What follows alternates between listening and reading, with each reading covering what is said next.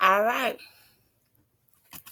So I took my walk yesterday. I took my walk after I made the hokey pokey video. I took my walk around the track.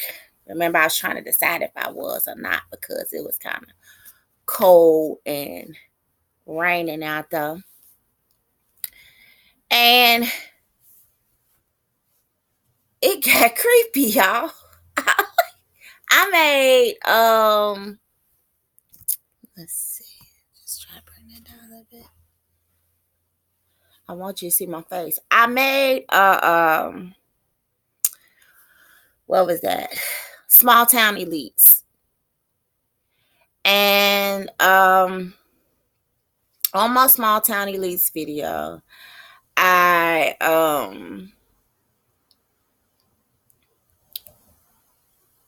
was visiting parks.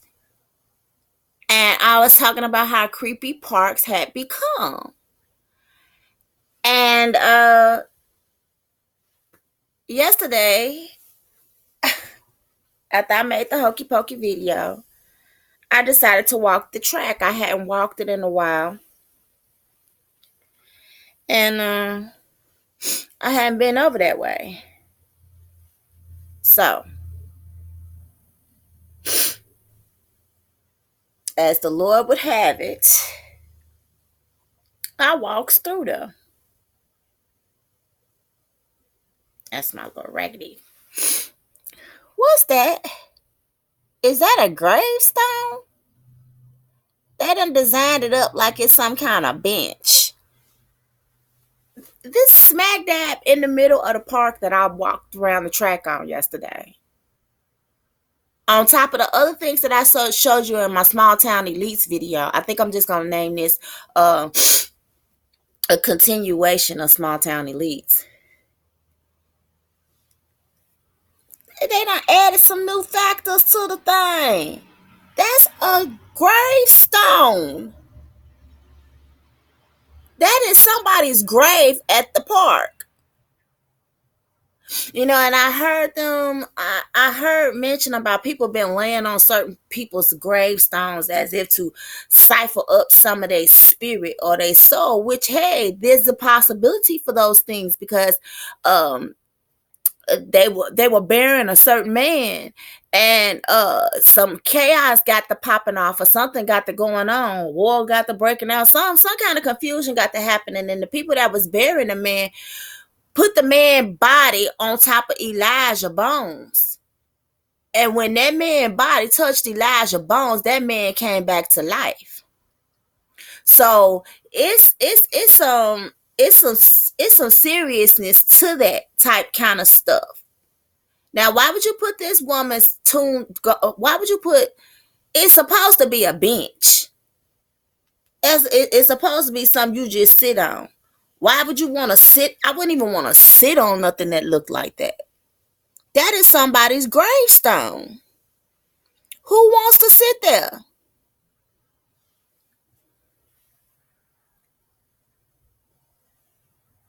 Creepy, creepy, creepy, creepy. This thing is getting creepier and creepier. By the years, I think I did Small Town Elites last year. And here we popping off with this year. It don't even matter who the woman was. It don't even matter who she was. Why you got her grave at a park? Why you got something that looked like a gravestone at a park? So, okay. I had to go back and get my camera because I didn't even have my phone with me the first lap around the track. Okay. I'm walking. Boop. Is that somebody grave? Did they bury somebody over here? I had to go examine it. I went back and got my phone. Because I goes on around the bend a little bit further. Oh, what do I see? I see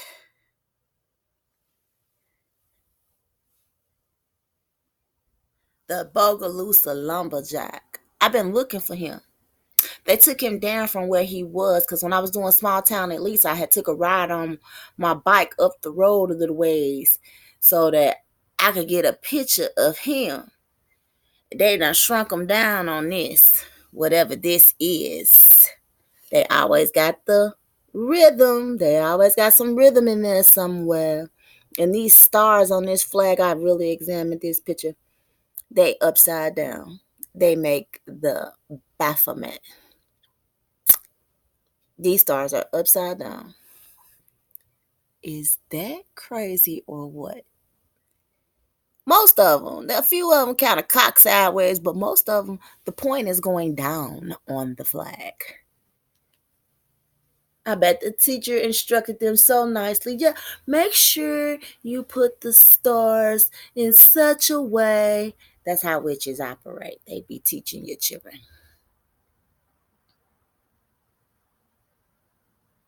Yeah, but to get back to it, there go the star. There go the star right there. The star of man. Side pointed star. Looks like a man. Yeah, but they shrunk them down right here a little bit. And then that's the Bogalusa paper mill back there. Look at all that smoke is giving off like a big old poltergeist. And then this looked like a little saw right here. They made it look like a saw. But it's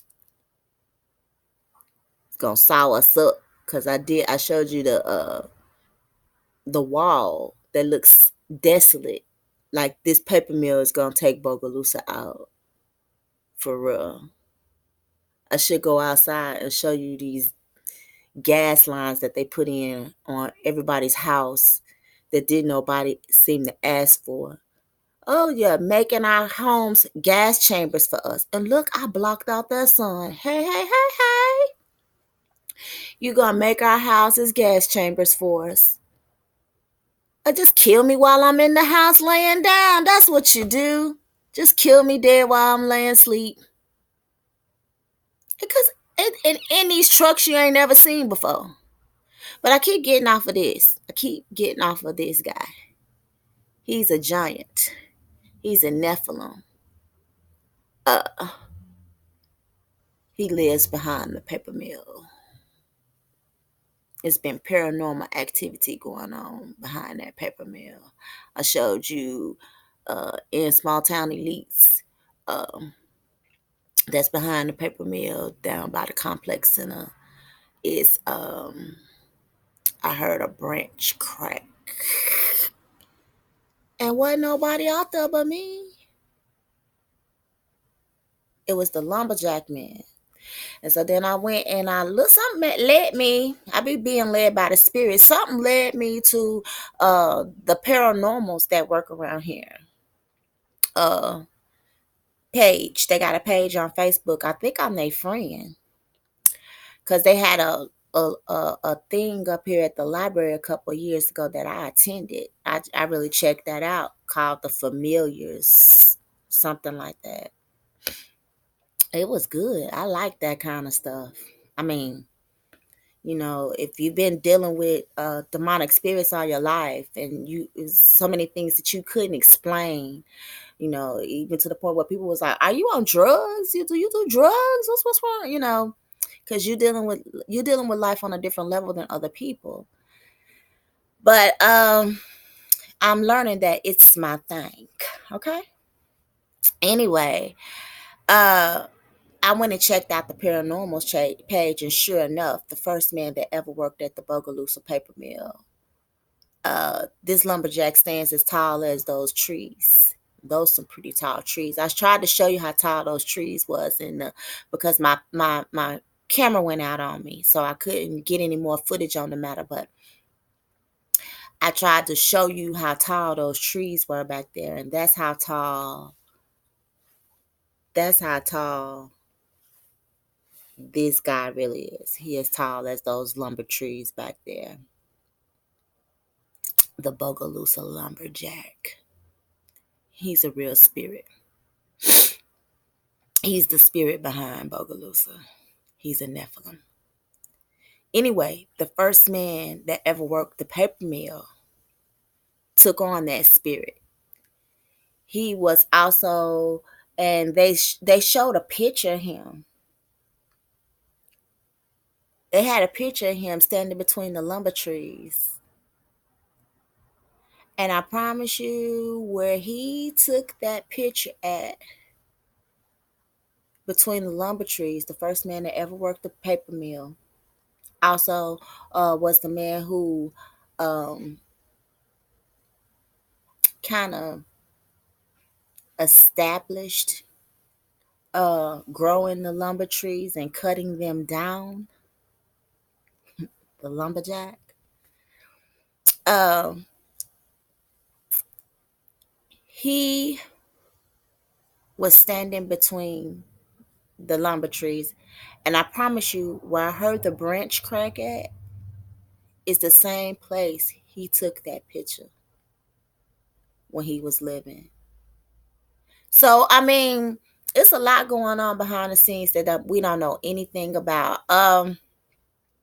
Another little spot, another little museum park kind of thingy I wanted to um, go and examine was I never could get back over to Cassidy Casper Park.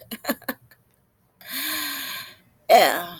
I mean, it stayed closed down forever. So I just finally just said, forget it, you know? So I started working over in Mandeville and I had to drive through Abita. And I I had blocked that sun out pretty good with my big head. And one day I always call this certain area right near the turnabout as you're coming off of I can't describe it exactly, but it's this area and the trees are always lit with Christmas lights.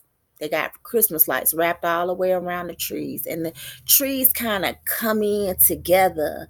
They come in together as if to make a bridge or a tunnel. These trees do, and they always got lights around them. All of them have lights, I've noticed, but they're not always all on at the same time. So as I drive up under all of those trees till you come out the tree tunnel, I called it Witch's Cove. I was like, this is like a witch's cove. And then I look back behind look back off the road and it's this big old pond out there, like it don't have a gate around it or anything, and you can see it from the road. I mean, like, it's really in a dangerous place, you know. Let's plead the blood of Jesus over myself right now for exposing them. And you literally can see this big giant pond back there. So one day, after naming it Witch's Cove, uh I had a bathroom emergency. I had to tinkle. So I got right there getting near to the turnpike, and I remember that it's some stores that, so here's the turnpike. You go up and then you go around, it goes around in a circle. I don't know what you call those things. It's an old one though. It's been there. I know they're making a lot of new ones now, but this is one that has been there since I've been going through that town. So as I was coming up on it, it's a road that kind of V's off behind it, and it has a few stores over that way or whatever. So I V'd off. So I veer off. I veer off from the road that I'm on to go take the V to go run in there and use the restroom at one of these stores. And as I V off, my eyes, like I walked in, like I drove through something. My eyes got crossed up and my brain got scattered. What the heck was that? Like my eyes was literally stuck, crossed up. I kid you not. Like I never experienced nothing like that before. And I was like, did I walk into a vortex? Did I drive into a vortex from just going down this street? So now I already got this little nickname for this place now, right? This particular little area. So I get on out my car, trying to get my head together, and I go in the store and I ask the lady, "Can I use the restroom? Is there a restroom in the building?" And she says, "Oh no, we don't have a restroom in here, but you can go up the street to the museum." I said, "Museum?" She was like, "Yeah, it's a public bathroom. Just as you get there to the museum, it's a public bathroom." So I was like, "Okay," because I really had to go, you know. To get back in my car, I go back up there to where I follow her instructions. I go right up the road a little bit, and I see the Abita Museum. It's the Abita Beer Museum. They take our children on field trips here. I can remember signing field trip slips for my children to go here. So this is kind of a big thing. You understand? So I pull up, but I'm just trying to use the restroom. I bumps up on this. Like I say, ain't no such thing as coincidence. I was led by the spirit. I get up in there and um first thing I notice, I'm feeling a little creepy. Creepy. Already my eyes already I'm still trying to get that together, you know. And my brain a little scrambled, still trying to get all of that together. And I look over, and the first thing you see when you walk in is a water fountain. Well, I talked a lot about the water boy and the water fountain at the park up the street from me. You know, the one that I got these pictures from that I just showed you. They always got a water fountain. This one had an Indian man on it. And I just didn't get a good feeling about it, you know? And I was like, gosh, I said, Lord, I said, I want to go back in there with my camera. I just want to really just check it out with my camera. And I never did make it back in there, you know, but I can tell you that it's something going on back there. And the museum sits right behind Witch's Cove. The lights that they have on the trees it's right by a Catholic school, a Catholic church. It's got all the makings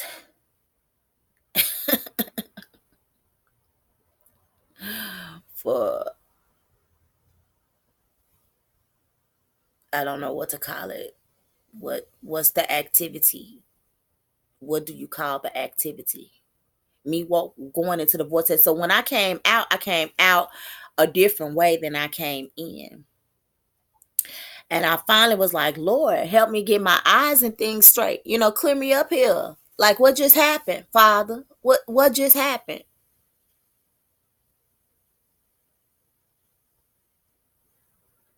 So it's a lot of energy right now through there. But the lights on the trees, like I say, sometimes all of them are lit up, and you can. It's a real dark tunnel too. Like when you're coming down through there at night, and it's real curvy. Be careful coming around down through there. And sometimes all the lights are on. Sometimes maybe one of the lights are on. Maybe I'm just making too much of this, but something in my spirit tells me that whichever light is on is instruction for whatever needs to be done or a meeting place or things like that. It's a code. It's a code. They speak in code through those lights on those trees. I know. It sounds crazy, right? Right. But you got to realize that we are dealing with demonic entities, demonic energy, and it's a lot of it around through there.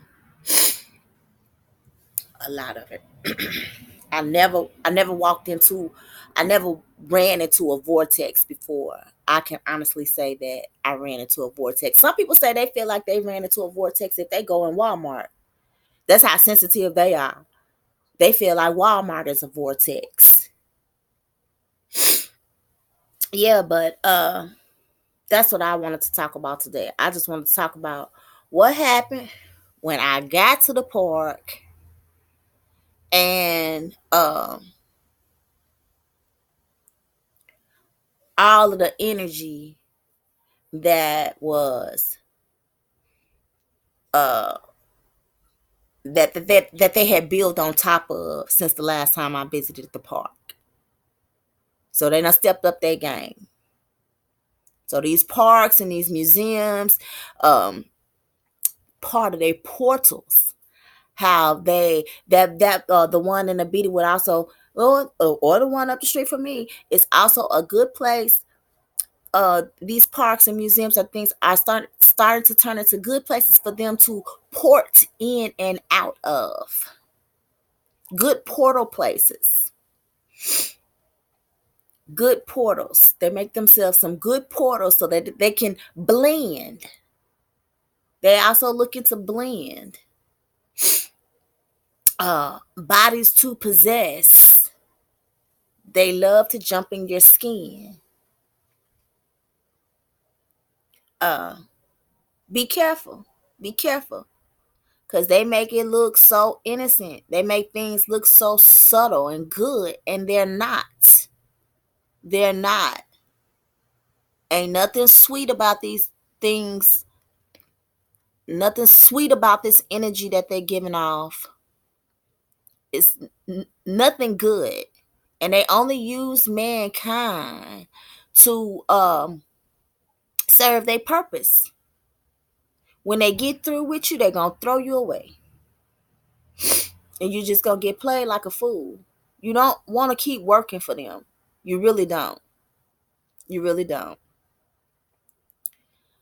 So if you on the bad side, it's never too late to turn to the Lord. You can always turn to my Heavenly Father. Never too late. Never, ever, ever. His hand is always outstretched, waiting to receive you, no matter what you done. Because it wasn't you. The devil made you do it. And he forgives you. And he loves you. Because he knows that that devil is a powerful something. Because he knows. Because he allows that power in him. So he knows just how powerful he is. All right. So that winds up that video. Just wanted to show you what I found when I took my walk around the track yesterday. Um, I want to talk about my day of surrender. I know it's been like a month and a half now. I've been day of surrender. I am witnessing to a lot of supernatural things, but one of the most important things that I have noticed about this, since I have taken my, since I've done my day of surrender, is that um, I was doing a lot of devil worshiping. I was leaning on the arm of Satan more than I realized. I didn't realize how much I was depending on him. And now walking with the Lord, I see and I realize now that um I wasn't totally dependent on you, Father. I was depending on other things around me, saying thank God, which really, yeah, thank God for all good things come from him. But, you know, um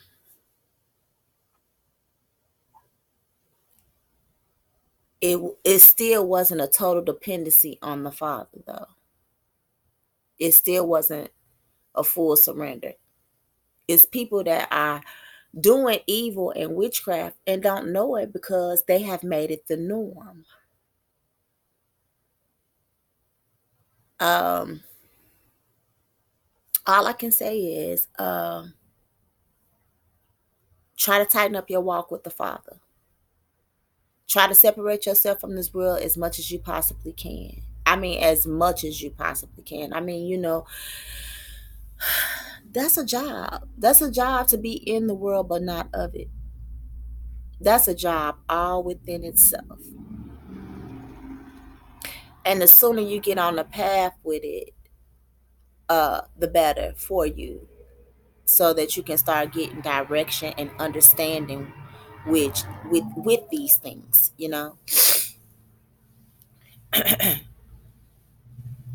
All right, so uh that really winds my video up. That does it right there. All right. I love you. My Father loves you. His precious Son Jesus Christ loves you. And may the Lord be with you. Till next time.